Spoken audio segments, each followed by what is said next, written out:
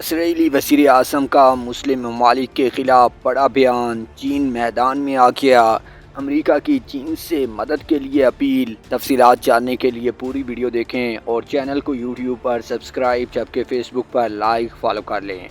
مظلوم فلسطینیوں کے خلاف اسرائیلی فوج کی جارحیت کا سلسلہ مزید تیز ہو گیا۔ اسرائیل کی غزہ پر فضائی اور بحری حملے کے بعد زمینی حملے کی تیاری جاری ہے۔ اسرائیلی اخبار کا کہنا ہے کہ کم از کم محدود مدت کے لیے غزہ پر قبضے کا منصوبہ ہے۔ اسرائیل لبنان سرحد پر کشیدگی کے بعد جنگی حالت کا نفاذ کر دیا گیا۔ لبنانی میڈیا کے مطابق اسرائیلی فوج نے کہا ہے کہ شہری لبنانی سرحد کے ساتھ 4 کلومیٹر کے علاقے کے اندر نہ آئیں۔ اسرائیل نے لبنانی سرحد پر جنگی حالت نافذ کرنے کا فیصلہ کر لیا ہے۔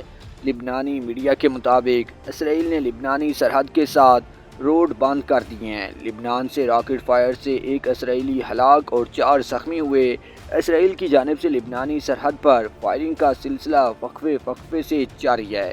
دوسری جانب اسرائیلی فوجی ترجمان نے جنگ کا دائرہ وسیع کرنے کا اشارہ دے دیا ہے۔ ترجمان نے اپنے بیان میں کہا ہے کہ مشرقی وسطی میں جہاں چاہیں گے حملہ کریں گے۔ چین کے سفیر اگلے ہفتے مشرقی وسطی کے موجودہ صورتحال کے پیش نظر خطے کا دورہ کریں گے۔ اس حوالے سے چینی نمائندے نے میڈیا کو بتایا کہ جنگ بندی، شہریوں کے تحفظ، کشیدگی میں کمی پر مذاکرات ہوں گے اور تمام فریقین کے ساتھ ہم آہنگی کو مزید مضبوط کیا جائے گا۔ ان کا کہنا ہے کہ خطے میں جاری صورتحال کے مزید کشیدہ ہونے کا امکان بہت تشویشناک ہے۔ امریکی وزیر خارجہ سے رابطے کے دوران چینی وزیر خارجہ نے فوری بین الاقوامی امن کانفرنس کے انعقاد کا مطالبہ کرتے ہوئے کہا کہ چین بین الاقوامی قوانین کی خلاف ورزیوں اور شہریوں کو کسی بھی قسم کا نقصان پہنچنے کے ہر عمل کی مذمت کرتا ہے۔ اسرائیل فلسطین تنازع میں اضافے اور تنازع کے قابو سے باہر نکلنے کا خدشہ ہے۔